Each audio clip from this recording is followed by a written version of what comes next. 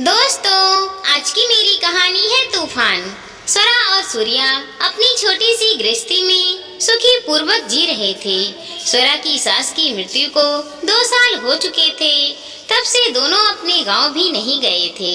सूर्या गांव से नौकरी की तलाश में जयपुर आया था और वहीं एक कंपनी में काम करते हुए 10 साल के बाद उसने एक छोटा सा फ्लैट खरीदकर जयपुर में ही खुद का मकान बनवा लिया था, जहां नीचे 2 दुकान थी और ऊपर उनका घर था। एक दुकान फिलहाल बंद पड़ी थी और दूसरी दुकान में स्वरा ब्यूटी पार्लर चलाती थी। घर के पिछवाड़े की खाली पड़ी जमीन पर स्वरा ने कुछ फूल फल एवं सब्जियों के पौधे उगा रखे थे।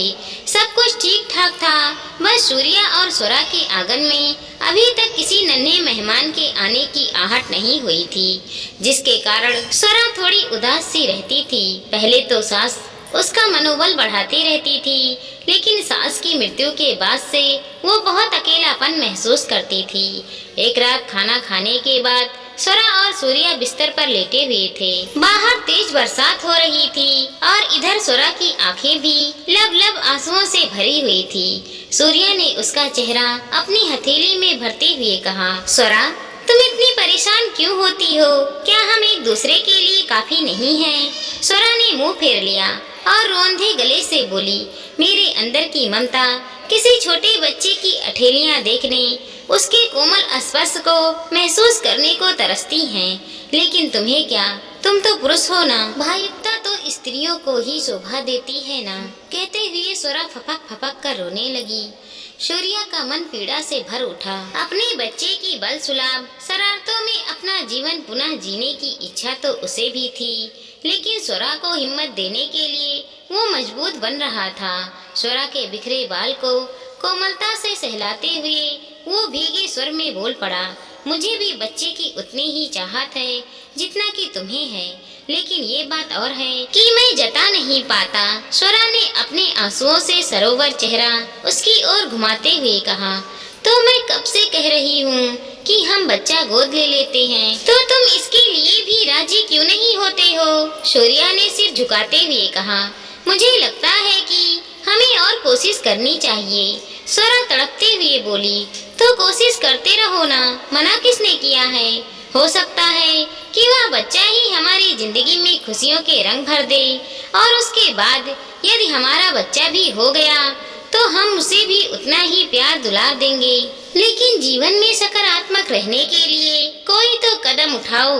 सूर्या से भी अब स्वरा की तरफ और देखी नहीं जा रही थी, इसीलिए आखिरकार उसने भी सहमति में सिर हिलाते हुए कहा कि ठीक है, मैं जल्द ही बच्चा गोद लेने की प्रक्रिया शुरू करवा देता हूँ। स्वरा का मन हल्का हो गया और वह पति की मजबूत भुजाओं में अपना चेहरा छुपाकर सिसक पड़ी।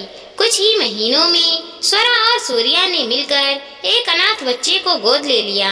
अब दोनों की जिंदगी में खुशी ही खुशी थी। सूर्या जब पत्नी के चेहरे की चमक देखता तो उसे अपने फैसले पर अफसोस नहीं होता था। स्वरा तो पहले से ही खूबसूरत थी, लेकिन बच्चे के आने के बाद खुशी के मारे वह अपनी उम्र से कई गुना छोटी दिखने लगी थी। जहां पहले वह दिन भर बिखरी बिखरी सी रहकर केवल मशीन की तरह काम निपटाती जाती थी, वहीं अब सुबह सवेरे नहा धोकर वह प्रसन्न मन से तैयार होकर एकदम तरोताजा सी दिखती थी। सब कुछ बिल्कुल परफेक्ट हो गया था, लेकिन उसकी जिंदगी में एक ऐसा तूफान आने वाला था जिसका उन्हें अंदेशा भी नहीं था। एक दिन स्वरा का बेटा शशांक स्कूल चला गया था। सूर्या भी अपने ऑफिस के लिए निकल गया था। स्वरा अभी अपने ब्यूटी पार्लर में बैठी थी। फिलहाल कोई आया नहीं था, इसीलिए वह मोबाइल की स्क्रीन पर आंखें गड़ाई हुई थी कि तभी कोई भीतर आया। स्वरा ने सिर उठाकर देखा तो सामने एक मजबूत कद कोठी का चुस्त दुरुस्त इंसान काले कलर का गॉगल्स और भूरे कलर की जैकेट पहनकर खड़ा था। देखने से तो वो एकदम फिट लग रहा था, लेकिन उसके चेहरे की झुर्रियां बता रही थी कि वह काफी उम्र दराज है। उस व्यक्ति ने बिना किसी भूमिका के कहना शुरू किया, सूर्या कहाँ है? स्वरा असमंजस भरे स्वर में बोली, जी आप कौन? उस व्यक्ति ने उत्तर देने की बजाय अपनी आंखों से चश्मा उतारकर अपनी जेब के हवाले करते हुए अगला सवाल उछाल दिया, तुम सूर्या की पत्नी हो ना? स्वरा ने व्यग्रता से पूछा। हाँ, लेकिन आप कौन हैं? उस व्यक्ति ने सोफे पर पसरते हुए कहा। बहू, मैं चेतन राम हूँ, सूर्या का पिता और तुम्हारा ससुर। स्वरा अपनी कुर्सी से उछलकर खड़ी हो गई और उसके मुंह से आश्चर्य मिश्रण स्वर निकले। क्या? स्वरा के चेहरे पर अविश्वास के भाव देखकर चेतन राम ने कहा। बहू, अगर तुम्हें यकीन नहीं होता तो तुम सूर्या को बुला लो। स्वरा ने घबराहट में जल्दी से सूर्या को फोन लगाकर बुला लिया।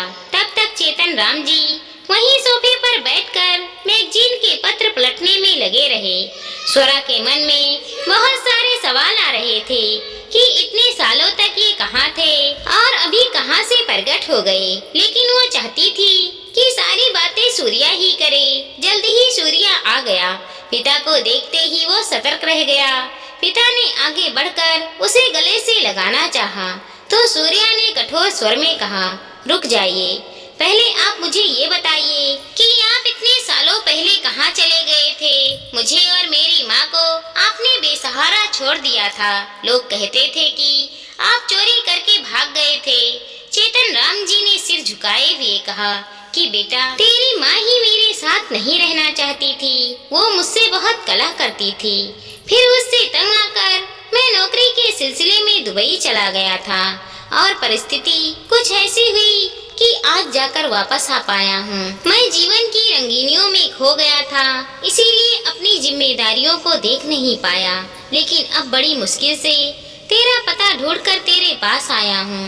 जीवन में जो पल हमने खो दिए हैं, इसके लिए तो मैं कुछ नहीं कर सकता, लेकिन अब मैं तुझे पिता का प्यार तो दे ही सकता हूँ।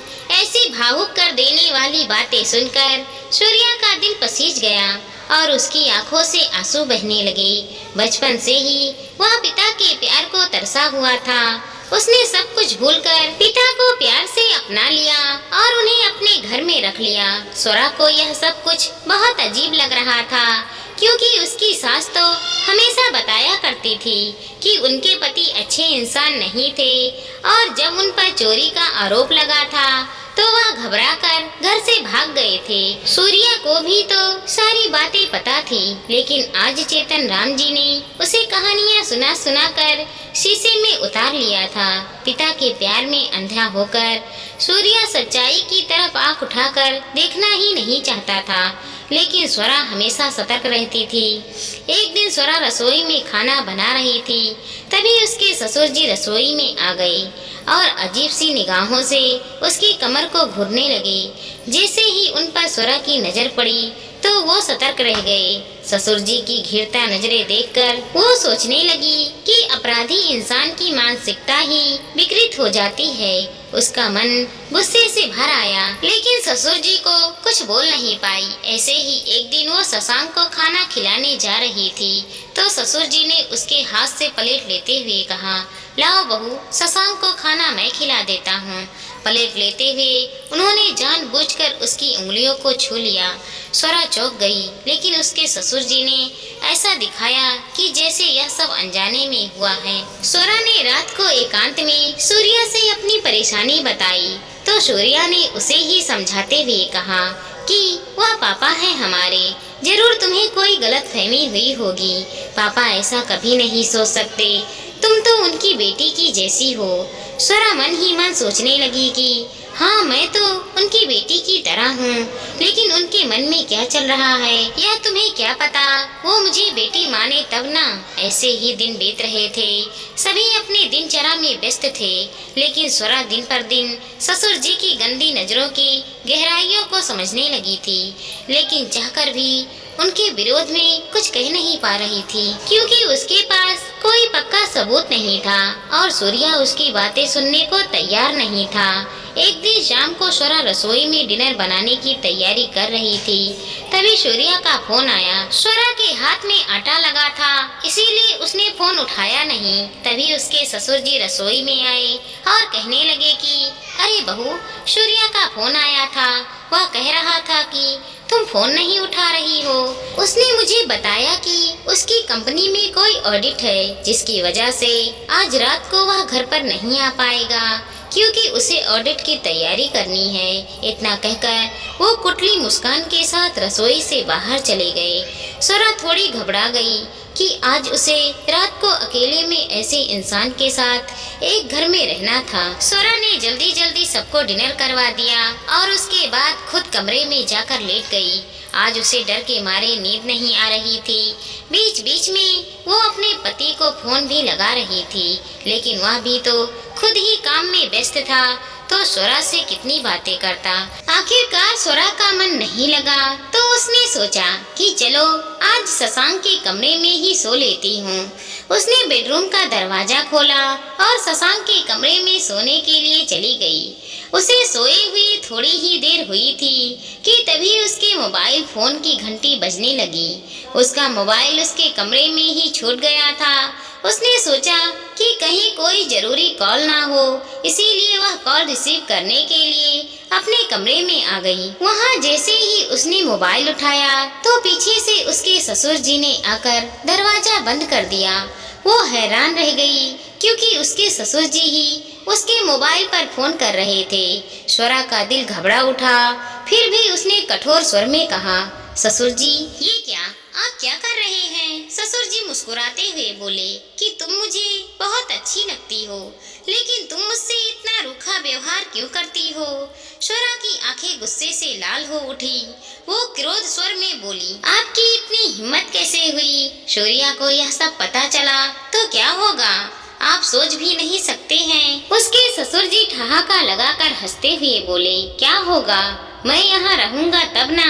जैसे गांव में चोरी करने के बाद मैं इतने सालों के लिए गायब हो गया था, वैसे ही मैं यहाँ से भी भाग जाऊंगा। मुझे तो बस अपने मन की इच्छा पूरी करनी है। और तुम्हें क्या लगता है कि मैं दुबई में था? मैं दुबई में थोड़ी ना था। मैं तो पुलिस से बचता हुआ बस अपनी जिंदगी गुजार रहा था। एक दिन मार्केट में सूर्या और तुम्हें देखकर मैंने सोचा कि चलो कुछ दिन आलीशान जिंदगी के मजे लिए जाए, और तुम तो मुझे पहली नजर में ही पसंद आ गई थी। स्वरा गुस्से से कांपते हुए सब सुन रही थी। वो घृणित इंसान आगे बोला, मैं तो आवारा हवा हूँ, मुझे कोई रोक पाया है भला? अब तो स्वरा की हालत खराब होने लगी थी। वो आगे बढ़ते हुए बोला, आज तो तुम्हारा पति भी घर पर नहीं है, आज तो मेरी मर्जी ही चलेगी। स्वरा का दिल ट्रेन की गति से भी तेज रफ्तार से धड़कने लगा था। ससुर जी की लालसा भरी निगाहें उसे घूर रही थी। फिर वो स्वरा की तरफ बढ़ा और अगले ही पल स्वरा फुर्ती से वहाँ से हट गई। उसका मन तो कर रहा था कि वो उस हैवान का मुंह नोच ले, लेकिन फिलहाल वो ठंडे दिमाग से काम ले रही थी। उसने पास में पड़ा हुआ डंडा उठा लिया और मजबूत पकड़ के साथ ससुर जी के सामने फुफकारती हुई खड़ी हो गई। उसकी हिम्मत देखकर भी आज वो अपने शिकार को छोड़ना नहीं चाहते थे। वो आगे बढ़े, तब तक डंडे का एक मजबूत वार उनके बाएं कंधे पर पड़ा। वो दर्द से बिलबिला उठे और इस बीच स्वरा को मौका मिल गया और वो भागकर कमरे से बाहर निकल गई और उसने दरवाजा बंद कर लिया।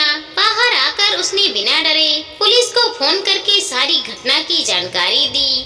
पुलिस ने चेतन राम को गिरफ्तार कर लिया।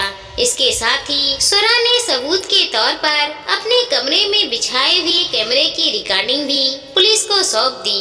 स्वरा के फोन करने पर जब सूर्या घर आया तो उसे इस सारे घटनाक्रम का पता चला। वो बहुत शर्मिंदा हुआ और स्वरा से माफी मांगने लगा कि उसने उसकी बातों को नजरअंदाज करके बहुत बड़ी गलती की, क्योंकि अगर आज स्वरा ने बहादुरी और सूझबूझ से काम नहीं लिया होता तो कुछ भी अनर्थ हो सकता था। स्वरा ने अपनी समझदारी से अकेले ही गुनहगार को सलाखों के पीछे पहुंचा दिया था। दोस्तों, कुछ लोग जो अपराध करते हैं, अपराध की राह पर निकल जाते हैं, उन्हें रोकना आसान नहीं होता। वो कभी भी अपने रिश्ते की परवाह नहीं करते हैं। ऐसे लोगों से सावधान रहना चाहिए और हमेशा सतर्क रहना चाहिए।